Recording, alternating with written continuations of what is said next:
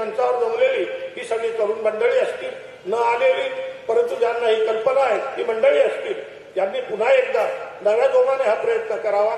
मराठा सेवा संघाचे जे 10, 11, 12 अकलूजला अधिवेशन आहे मे मध्ये, त्यामध्ये सुद्धा या विषयावर बऱ्यापैकी चर्चा करून पुढच्या काही दिवसामध्ये नव्याने पुन्हा काही आपल्याला कार्यक्रम या सर्वांना द्यावा लागणार आहे। शाहिरांनी, कवींनी, कीर्तनकारांनी, प्रवचनकारांनी, विविध साहित्यिकांनी आपली जबाबदारी पार पाडण्याची गरज आहे।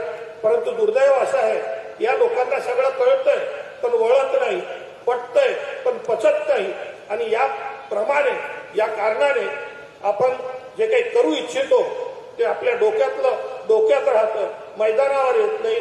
या सगळ्या बाबी दूर करायच्या असेल तर पुन्हा एकदा नव्याने एकत्र येऊ।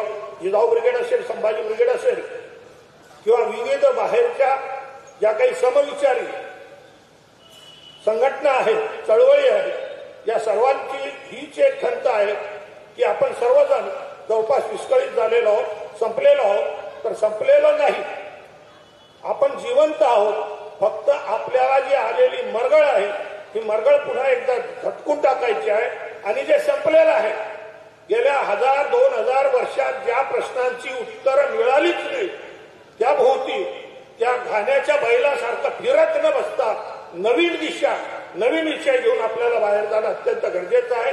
ज्या विरोधात आपण विचार मांडतो तो विरोध समजून न घेता त्याचा विरोध आपल्याच घरातून सुरुवात होतो, आणि म्हणून आपल्या घरातले काही मंडळी इकडे जातात आणि काही मंडळी तिकडे जातात, मोठी संख्या तिकडे होत आहे।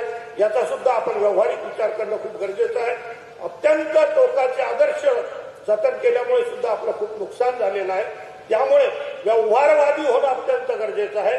राजसत्तेमध्ये आज आपला साधा एखादा सरपंच आणि ग्रामपंचायतचा सदस्य नाही, आपली बाजू मांडण्यासाठी कोणीही नाही, आणि आज जे काही चाललेलं आहे हे अत्यंत अवघड आहे।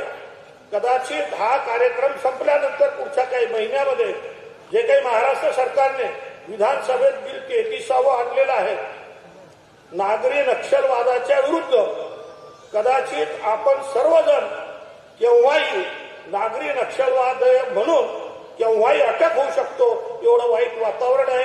त्यामुळे या सर्व परिस्थितीला विरोध करण्यासाठी, स्वतः जिवंत राहण्यासाठी लोकांना जाऊ द्या, किमान आपल्या स्वतःच्या घरासाठी, कुटुंबासाठी, स्वतःसाठी आपण एकत्र आलं पाहिजे। तो संदेश देण्यासाठी ही जिजाऊ रथयात्रा आज संपलेली आहे, काढलेली आहे, आणि पुढच्या कालामध्ये आपण याबाबत काही चर्चा करूया।